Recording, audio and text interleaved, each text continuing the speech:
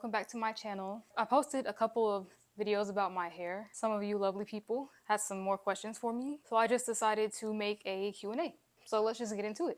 So this was a comment on my natural hair journey video. Your low manipulation was great. Did you use any special moisturizing products?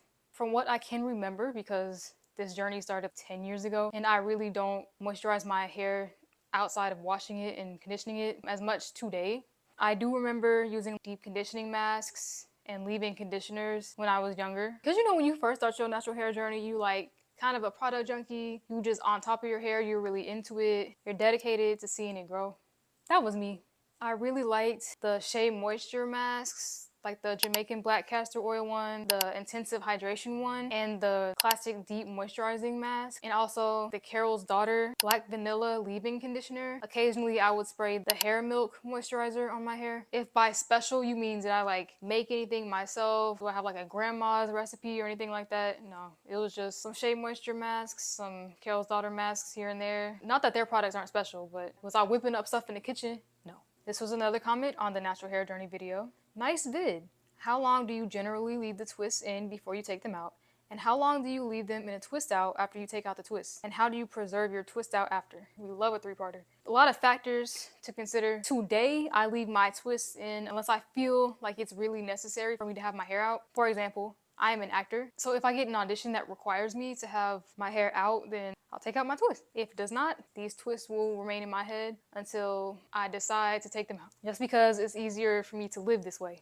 When I was growing my hair, when I was in high school, I would probably leave my twists in my hair for like no more than a week before I took them out. Before my hair got really long and super time consuming. It was already time consuming when I first cut it. So yeah, how long do I leave my hair in a twist out? No more than like a week and a half, I guess, until like I just really felt the need to wash my hair. I didn't have like any strict parameters. How did I preserve my twist out? This is kind of related to the first question. I would just put water in my hands and put water in my hair a little bit. My hair does not revert too much. I didn't really do anything specifically to preserve the shape, my hair being stretched or anything like that. I will say that as my hair got longer, I didn't take the twists all the way out. I would just separate it and then leave it like that because my hair is so voluminous that me simply unraveling this one time all over my head was already big and voluminous. So I didn't really feel the need to like take them apart and stuff like that.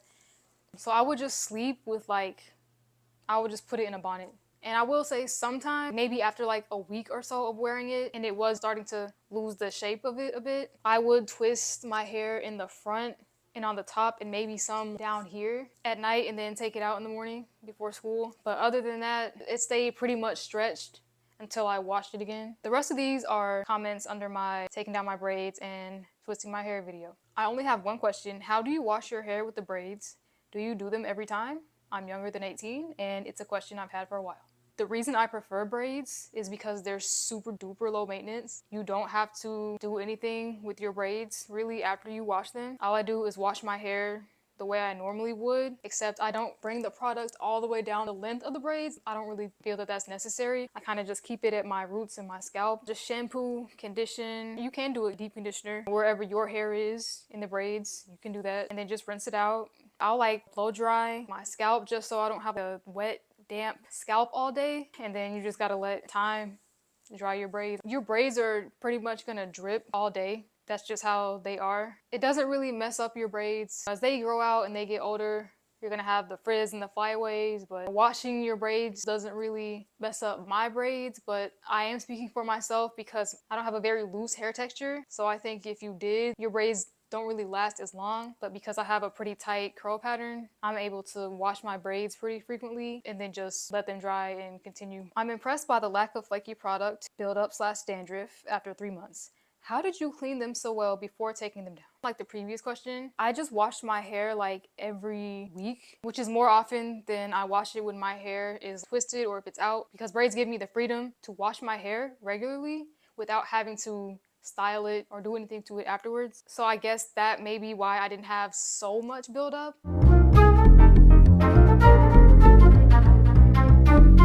So So as far as the dandruff, I do experience dandruff. It's caused by seborrheic dermatitis, which is an overgrowth of a yeast called malassezia. It disrupts the balance of your scalp and it causes an increase in your skin's turnover rate, which leads to the excess flaking. I don't know how much the average person knows about dandruff. There seems to be a misconception that you need to put oil in your hair or put some more product in it. If I did that, it would make the problem worse because the malassezia actually eat oil, so then that would just cause it to multiply. It would just be worse. So I use Nizoral shampoo, and the active ingredient helps control the yeast population, preventing that cycle from taking place to begin with. There's also a dietary correlation, but that's a whole other video. Regular washing using a shampoo that helps control the microorganisms is what I did.